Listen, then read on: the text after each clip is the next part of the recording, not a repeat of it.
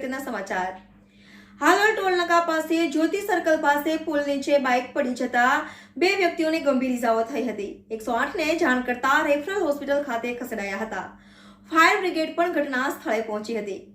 Reporter Sohel Khache, NN news, Halol.